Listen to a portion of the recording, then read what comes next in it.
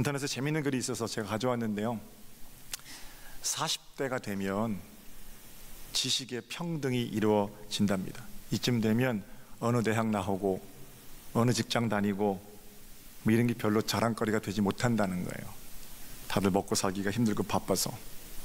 그리고 50대가 되면 미모의 평등이 이루어진답니다.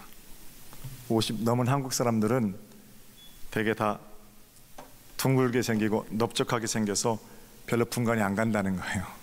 요즘은 좀 달라요. 워낙 젊게 사시는 분들이 계셔서 그래도 기를 쓰고 유지하려고 애써도 50 넘어가고 그러면 사실 얼마 안 남은 거죠. 외모가 안 생겼다고 걱정하시는 분들은 조금만 참으세요. 50이 되면 다 똑같아진다니까. 60이 되면 남녀의 평등이 이루어진답니다. 남자인지 여자인지 별로 중요하지 않대요. 죄송합니다. 제가 하는 얘기가 아니에요. 인터넷에 있는 얘기예요. 가만히 보니까 여자들이 주도권을 쥐게 되는 게 60 정도 되면 아내 이기는 남편이 별로 없더라고요. 남녀의 평등.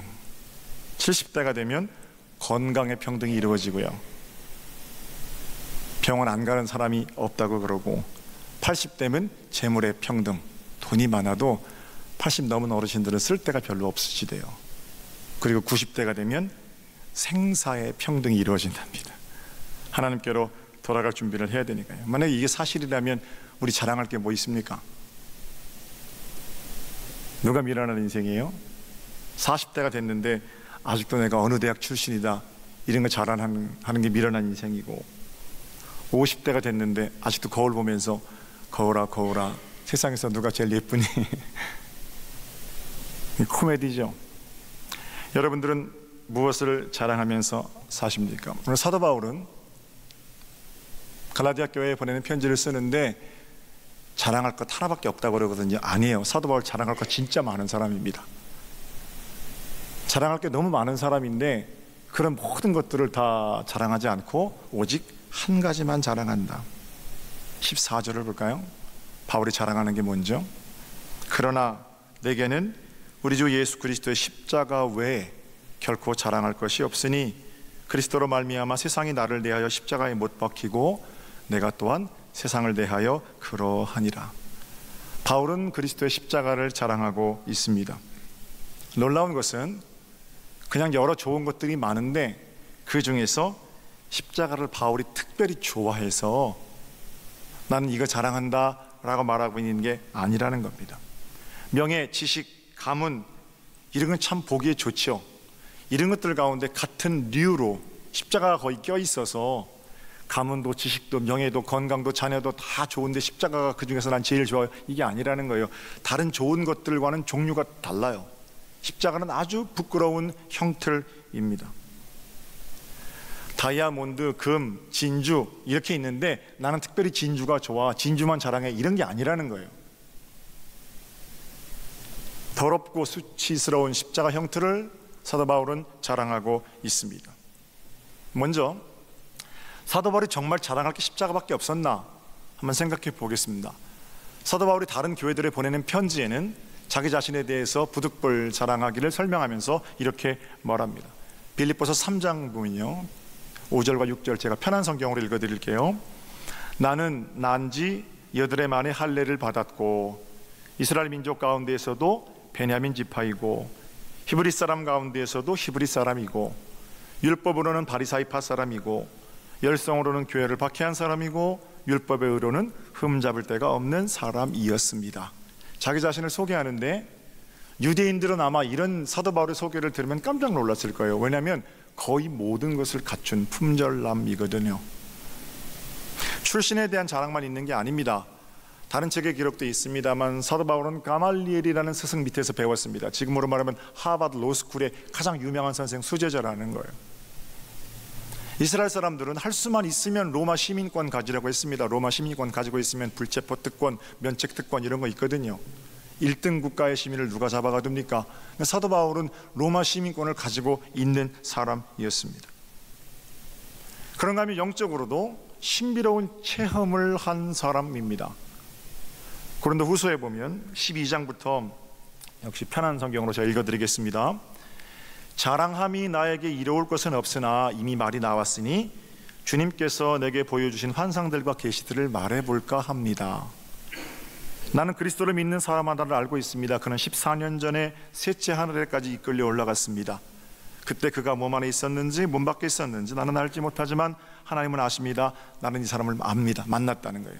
14년 전에 죽었어요. 3층천에 올라간 사람을 내가 거기까지 올라가서 만나보고 왔다라는 거예요. 환상, 계시, 이런 신비로운 것들을 말하자면 사도 바울은 그가 받은 은사를 쭉 열거해서 고린도 교회 은사의 남용을 경계하는 글을 쓸 정도로 은사에 관해서도 탁월한 체험을 한 사람이라는 겁니다. 게다가 신약성경 27권 가운데 13권을 사도 바울이 썼습니다. 보통 지식이 아니면 그렇게 논리적으로 로마서나 갈라디아서 같은 하나님에 대한 조직적인 설명을 서술할 수 없어요. 그러니까 사도 바울은 굉장히 박학다식한 글재주를 가진 사람이죠. 그러니까 자랑할 것이 많은 인물, 이것 외에도 얼마나 사도 바울이 자랑할 것이 많은지 모릅니다. 그런데 그 자랑할 것들 다 제쳐두고 사도 바울은 그리스도의 십자가만 자랑합니다. 애써 바울의 마음을 좀 읽어보려고 한다면 십자가가 아니더라도 교회 안에 자랑할 게 얼마나 많습니까? 가령 나는 예수 그리스도의 부활을 자랑합니다 이렇게 말한다든지, 나는 예수님께서 동정녀를 통해서 하늘 보좌 버리시고 이 땅에 오신 성육신 사건을 자랑합니다. 성육신 사건 이렇게 말한다든지, 예수님께서 각종 병든 자를 고치시고 가난한 자와 함께 하시고 정의로운 세상을 꿈꾸시고 하나님 나라를 위해서 좋은 친구들을 불러주시고 그런 어떤 예수님의 놀라우신 긍휼을 내가 자랑합니다 이렇게 말해도 좋을 거예요. 그렇다면 다이아, 진주, 금 이 중에서 진주를 자랑하는 것처럼 사도 바울도 명예, 지식, 건강, 학벌, 희생, 헌신, 그 중에서 보이지 않는 희생과 헌신을 자랑하는 거구나 이 정도로 읽어줄 수 있을 겁니다. 그런데 십자가는 아니잖아요. 부활, 성육신, 긍휼 이런 것들은 같이 좀 동종의 좋은 것들로 묶을 수 있는 류이지만 십자가는 형틀이란 말입니다. 2000년 전에는 십자가는 부끄러워서 쳐다볼 수도 없는, 누군가 가문의 한 사람 중에 십자가를 지면 가족 대대로 그 일을 수치스러워 살 수밖에 없는 형틀이거든요. 바울은 기독교 공동체 안에도 그 좋은 것들을 다 놔두고 십자가만 자랑한다라는 겁니다.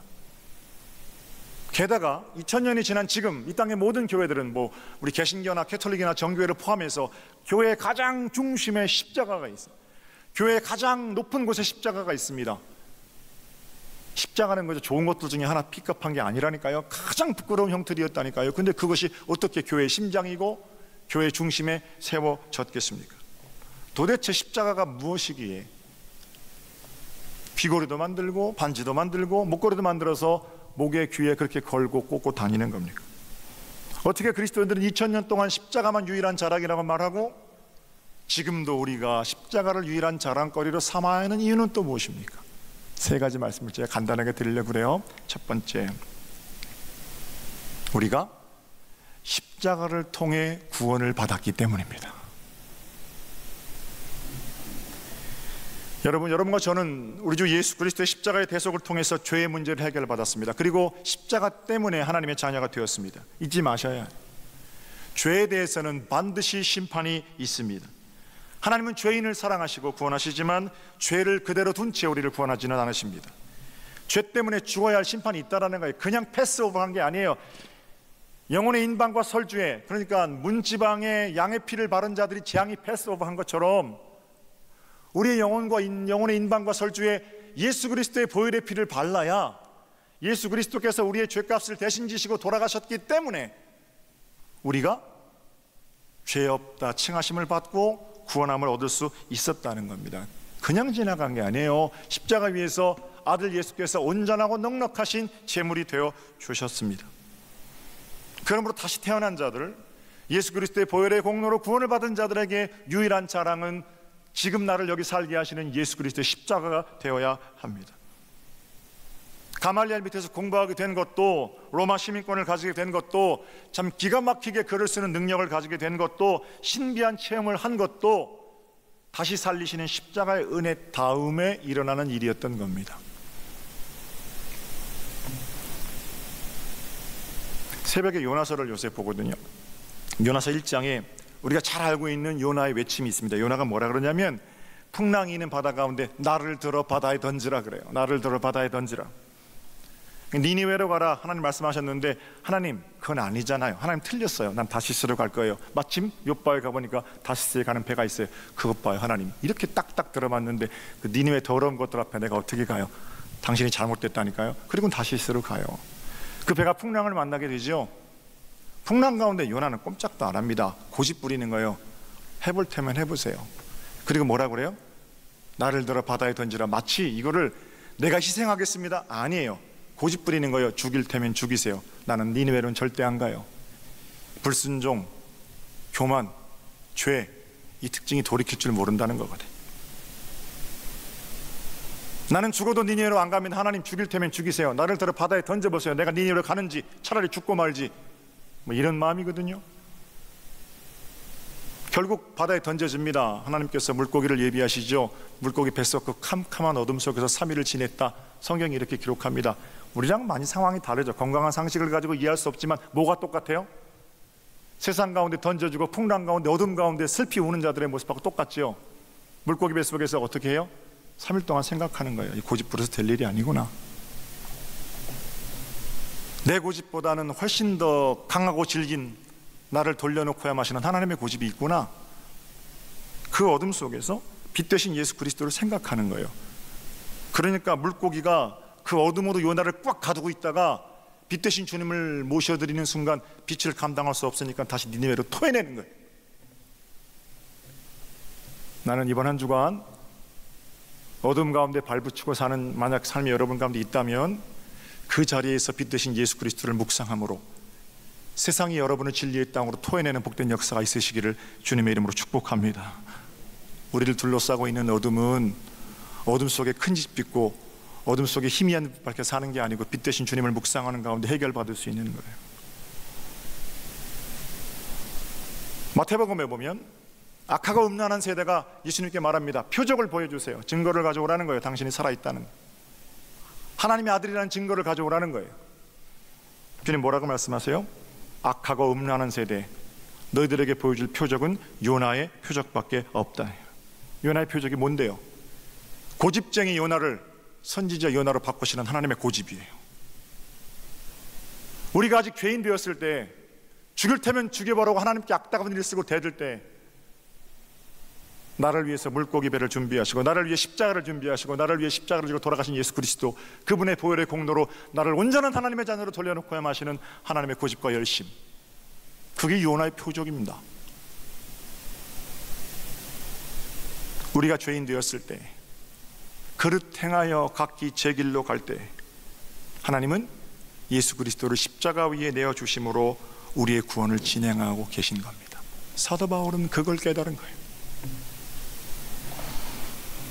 자기가 가지고 있는 지식, 총명함, 로마 시민권이 가지는 불체포 특권, 이런 것들을 동원해서 하나님의 아들 예수 그리스도를 핍박하고 그를 따르는 자들을 잡아 가두고 어디 있든지 예수를 그리스도로 고백하는 것들은 내가 견딜 수가 없다. 그렇게 자신의 인생을 가지고 고집을 피울 때 자신을 돌려놓기 위해서 죗값을 치르신 십자가 위에 예수 그리스도, 그분을 기억하니까 바울이 뭐라고 말해요? 나는 십자가 외에는 자랑할 게 없습니다. 이렇게 말해요. 거듭난 자들은 예수 그리스도의 십자가를 자랑합니다. 자기 희생을 자랑하는 게 아니에요. 나를 들어 바다에 던지라, 이 어줍지 않은 이 어설픈 피해자 코스프레, 희생양 코스프레 하는 게 아니라는 거예요.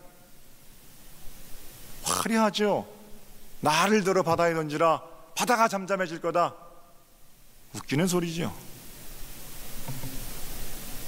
하나님 앞에 눈물로 자신의 죄인됨을 깨닫고 돌이켜 하나님 앞으로 돌아오는 겁니다. 그리고 나서 나는 아무것도 자랑할 게 없어요. 오직 예수 그리스도의 십자가만 내가 자랑합니다. 나를 거듭나게 하시고 나를 여기 살게 하시고 나를 여기 인도하신 하나님의 은혜만 자랑합니다. 이게 두 번째 인생, 거듭난 삶을 사는 사람들의 모습이에요. 무슨 큰 소리를 냅니까?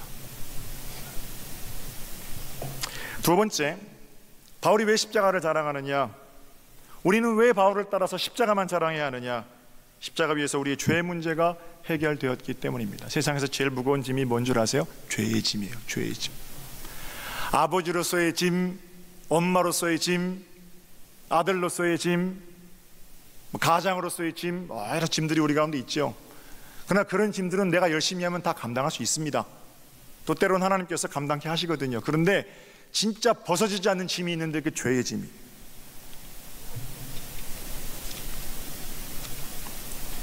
예수님을 영접하고 나서 저도 다시는 죄를 짓고 싶지 않았습니다. 그러나 괴로웠던 것은, 또 지금도 여전히 괴로운 것은 내 안에 해결되지 않은 죄가 있다는 거예요. 그리스도의 능력이 짧아서가 아니에요. 완전하고 넉넉하게 속죄제물 되어주신 예수 그리스도의 은혜가 있어요. 그럼에도 불구하고 깨끗하게 살라고 설교하고 깨끗하게 살아보려고 몸부림치는데도 여전히 내 안에 욕심, 교만, 불순종, 정욕 이런 것들이 있단 말입니다. 여러분은 어떠세요? 전혀 없으세요? 설교할 때는 제일 깨끗한 사람인 것 같고, 기도할 때, 말씀 연구할 때는 그저 뭘 좀 깨달은 것 같고, 때로는 눈물을 흘리며 말씀도 묵상하고 눈물을 흘리며 설교도 하고 절규하며 하나님 앞에 기도도 하지만, 그래서 뭔가를 잘해낸 것 같은 그런 자리들이 때로는 있지만, 여전히 그런 자리에서도 교만이라는 놈이 치밀어 올라오거든요. 그래서 하나님, 이 지긋지긋한 자기 자랑은 언제 없어지나요? 하나님, 이 지긋지긋한 이 욕심은 언제 사라지는 건가요? 떨쳐지지가 않아요. 죄의 짐은 도무지 내 노력으로는 씻어지지가 않는다는 겁니다. 여러분은 어떠세요? 예수 믿은 지 얼마나 되셨습니까? 한 70년쯤 되셨습니까? 원로 장로님도 원로 권사님들이 어떠세요? 아무 문제가 없습니까? 탕자였던 내가 예수 믿고 성자가 되었습니까? 거짓말하지 마세요. 그러면 우리가 똑같이 이런 우리 안에 있는 더러운 것들을 보는데 뭐가 문제입니까? 왜 우리가 이렇게 영적인 어떤 지저분함 때문에 괴로워해야 합니까?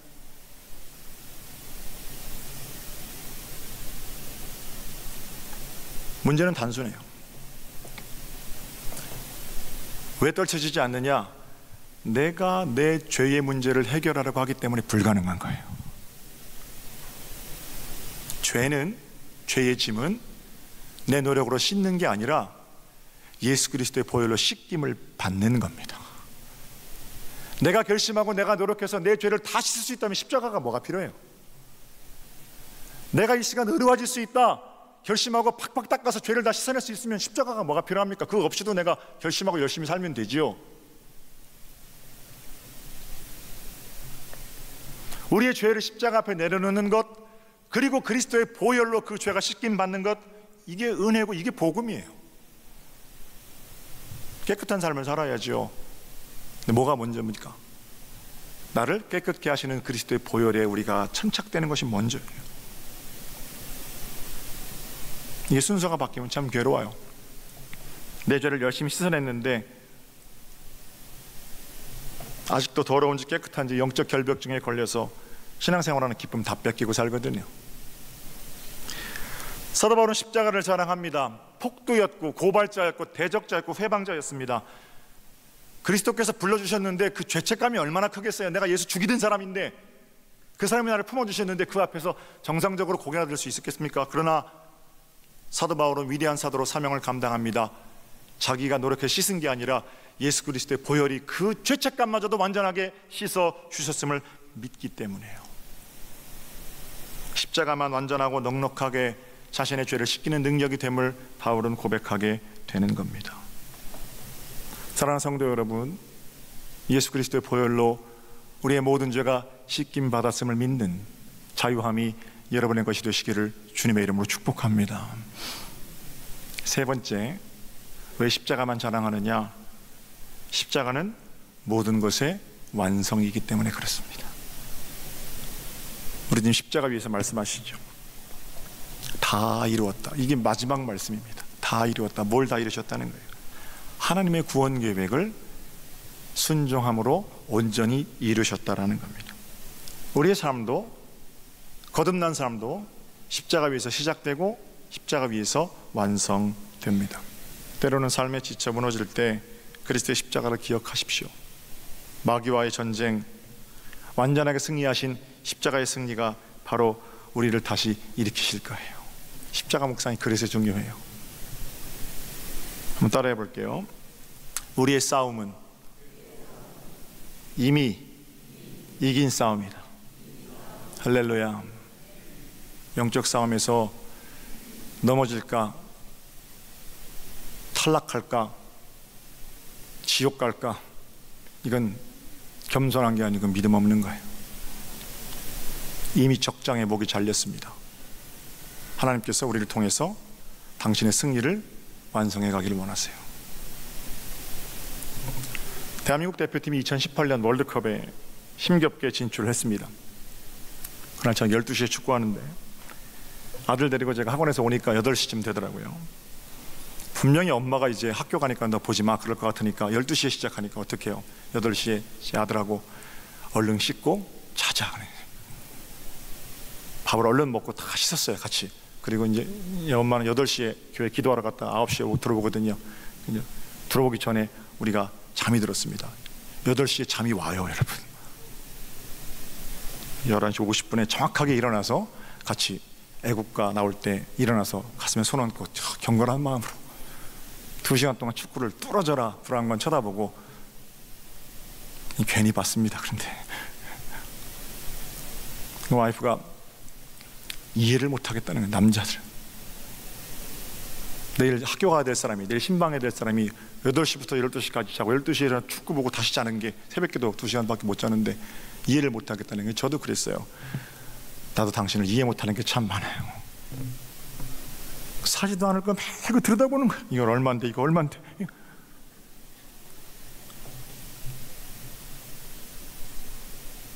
후반전 끝날 때까지 0대 0이었습니다 한 골도 집어넣지도 못했어요. 그리고 나서 우리가 월드컵에 진출하려면 이란에서 벌어지고 있는, 같은 조에 있는 이란과 시리아의 경기를 결과를 지켜봐야 됩니다. 시리아가 이란을 이기면 우리나라는 또 플레이오프를 치러야 되니까 또 못 나가는 거거든요. 아닌 게 아니라 우리나라 경기 끝났는데 옆에 조그맣게 화면으로 이란 시리아 2대2 이렇게 보여주더라고요. 긴장되잖아요. 시리아가 골을 넣으면 어떡해요? 우리나라가 못 나가는데. 근데 우리나라 감독은 왠지 행가리를 치고 있어요. 아, 이게 뭐 시차가 잘못됐나? 결과를 이미 알고 있나 저 사람들은? 내가 보기엔 실시간으로 지금 보고 있는 걸로 알고 있는데 뭐 그렇거든요. 결국 마지막에는 그 몇 분간의 조마조마한 시간을 다 지나고 이란과 시리아도 2대1로 비기면서 우리나라가 조 2위로 극적으로 2018년 월드컵에 올라갔습니다. 얼마나 마음이 뿌듯한지 몰라요. 골은 못 넣었지만 편안하게 잠이 들었어요. 그 다음날 스포츠 뉴스를 보는데 그 얘기를 해주더라고요. 우리나라가 월드컵에 진출했습니다. 주요 장면, 축구 주요 장면 보여주는데 그 전날 조마조마해서 보던 그거는 전혀 달라요. 이제는 마음이 어때요? 편안합니다. 아, 진출했구나. 알고 보는 거잖아요. 그리스도인들의 영적 싸움이 이런 거라니까요. 이긴 싸움이에요. 최후 승리는 예수 그리스도께서 십자가 위에서 완성하셨어요. 그렇기 때문에 지면 어떡하지? 이게 아니고요. 어떻게 하나님께서 당신의 승리를 이루어 가시는지를 보는 겁니다. 믿음으로 완전하고 넉넉한 승리를 이루신 십자가를 의지하여. 할렐루야. 그러니까 십자가만 믿는 자들의 자랑이 되어야겠죠. 당당하게 승리의 개가를 부르며 이번 한 주간 여러분의 걸음 위에서 이미 끊어진 골리앗의 목, 그리고 다윗의 남은 자들의 전투처럼 함성 지르고 찬송하면서 하나님의 승리 당당하고 겸손하게 이루어가는 복된 날들 되시기를 우리 주님의 이름으로 축복합니다. 십자가는 구원입니다. 십자가는 죄를 씻기시는 능력입니다. 십자가는 완성입니다. 십자가만 우리의 자랑인 복된 한 주간 승리로 살아가시기를 다시 한번 주님의 이름으로 축복합니다.